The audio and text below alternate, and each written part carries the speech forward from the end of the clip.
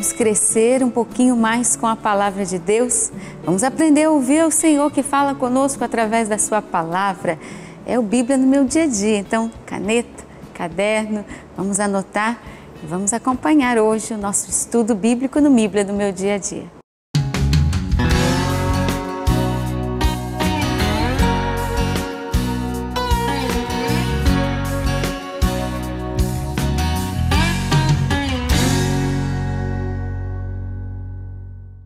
E rezemos juntos em nome do Pai, do Filho e do Espírito Santo. Amém. Vinde, Espírito Santo, enchei os corações dos vossos fiéis e acendei neles o fogo do vosso amor. Enviai o vosso Espírito e tudo será criado e renovareis a face da terra. Oremos, ó Deus que instruíste os corações dos vossos fiéis com a luz do Espírito Santo. Fazei que apreciemos retamente todas as coisas, segundo o mesmo Espírito, e gozemos sempre da sua consolação, por Cristo Senhor nosso. Amém. Vem, Espírito Santo, vem iluminar nosso momento com a palavra. Queremos ouvir aquele que nos fala, aquele que fala conosco e fala através da sua palavra. Hebreus, capítulo 12. Vamos ler? Portanto, com tamanha nuvem de testemunhas em torno de nós, deixemos de lado tudo que atrapalha e o pecado que nos envolve. Corramos com perseverança na competição que nos é proposta. Aqui já temos logo de início ordem de Deus, né? Deixemos de lado aquilo que nos atrapalha, o pecado. Corramos perseverantes na competição que nos é proposta lá do reino dos céus. E ainda continua, com os olhos fixos em Jesus, que vai à frente da vossa fé e a leva à perfeição. Em vista da alegria que o esperava, suportou a cruz, não se importando com a infâmia.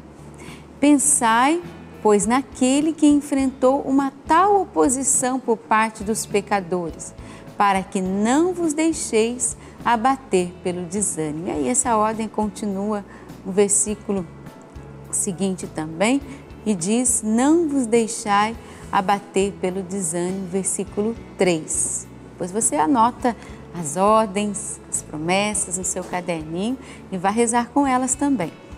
Versículo 4, vós ainda não resististes até o sangue na vossa luta contra o pecado, e já esquecestes as palavras de encorajamento que vos foram dirigidas como a filhos. O que será essa resistência até o sangue? Será que a gente tem que derramar sangue para a gente se libertar do pecado, para a gente lutar contra o pecado na nossa vida? Precisa acontecer um derramamento de sangue? A gente precisa se flagelar?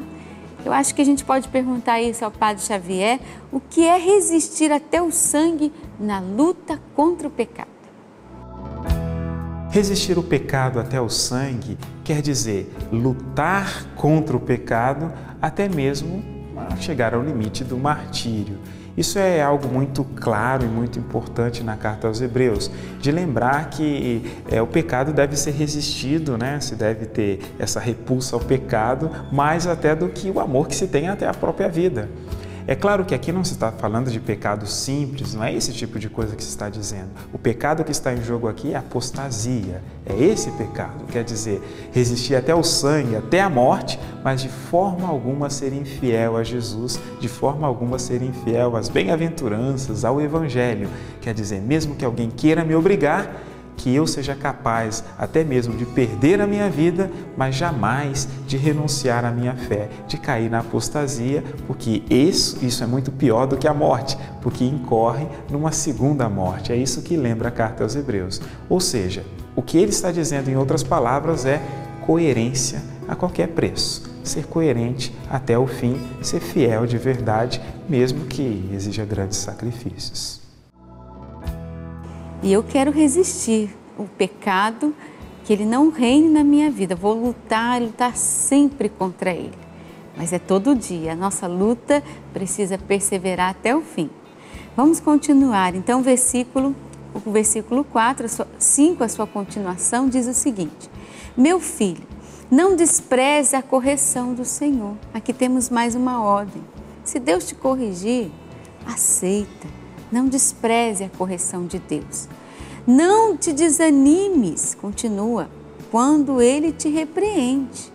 Pois o Senhor corrige a quem Ele ama e castiga a quem aceita como filho. Aí também temos um princípio eterno. Eu vou riscar aqui também. Você pode anotar no versículo 6, né?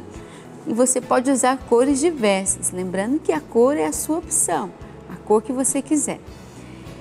Versículo 7. É para a vossa correção que sofreis. É como filhos que Deus vos trata. Pois qual é o filho a quem o pai corrige?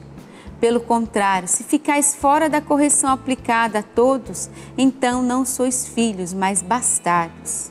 Ademais, tivemos aos quais respeitávamos como educadores.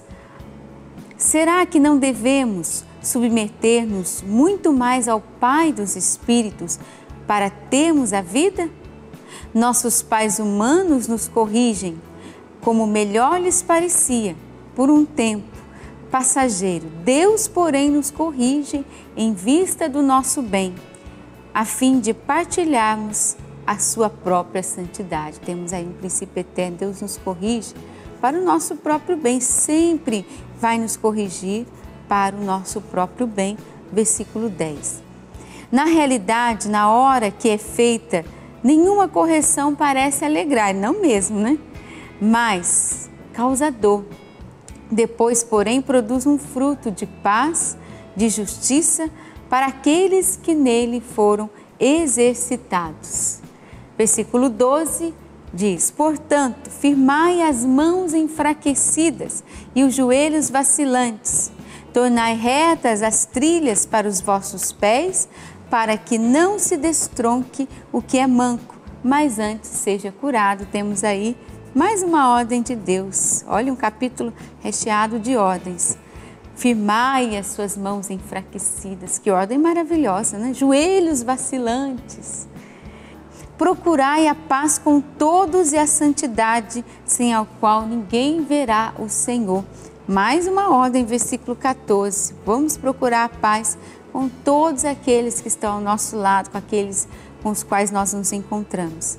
Cuidai, continua, para que ninguém fique privado da graça de Deus e que nenhuma raiz venenosa cresça no meio de vós, tumultuando e contaminando a muitos. Estamos aí a continuação dessa ordem também no versículo 15, você pode grifar lá como ordem de Deus.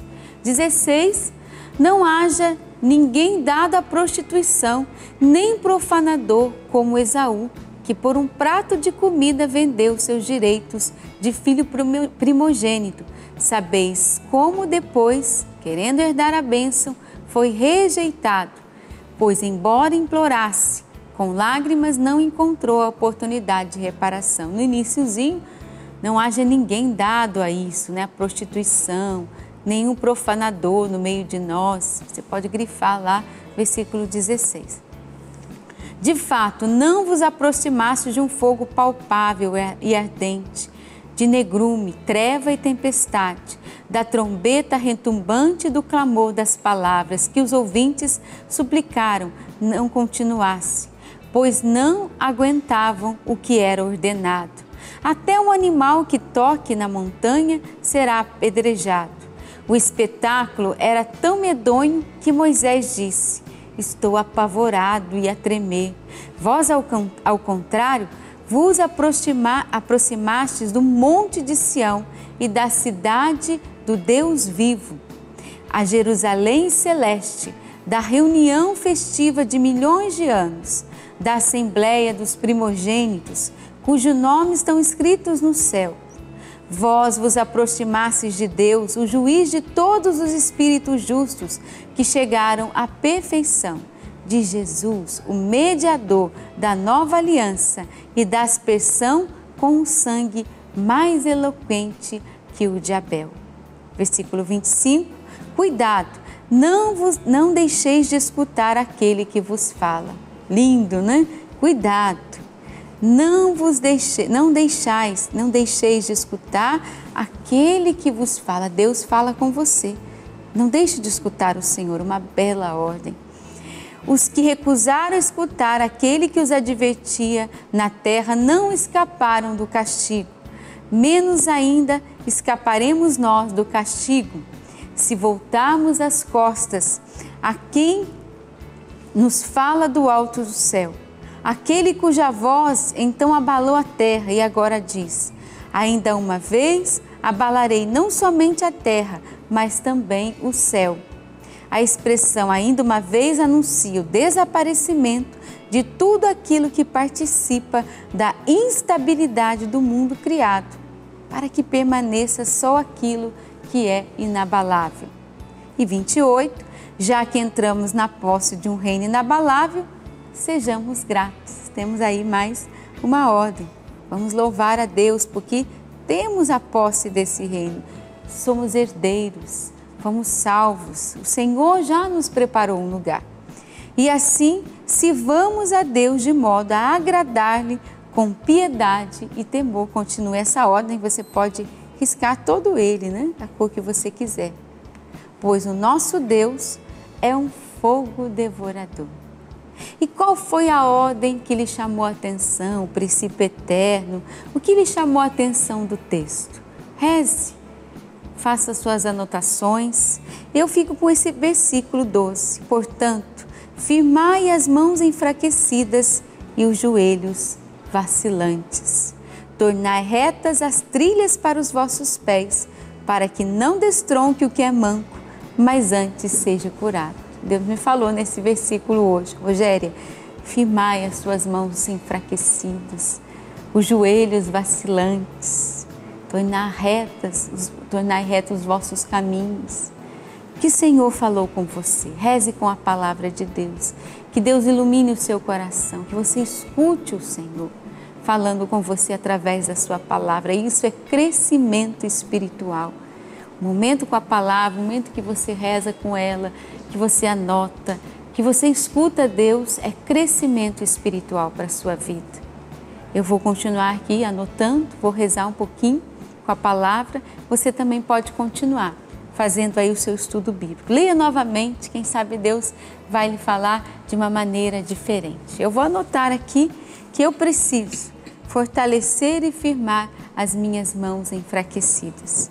E vou rezar também. Que Deus te abençoe. Até o próximo Bíblia no meu dia a dia.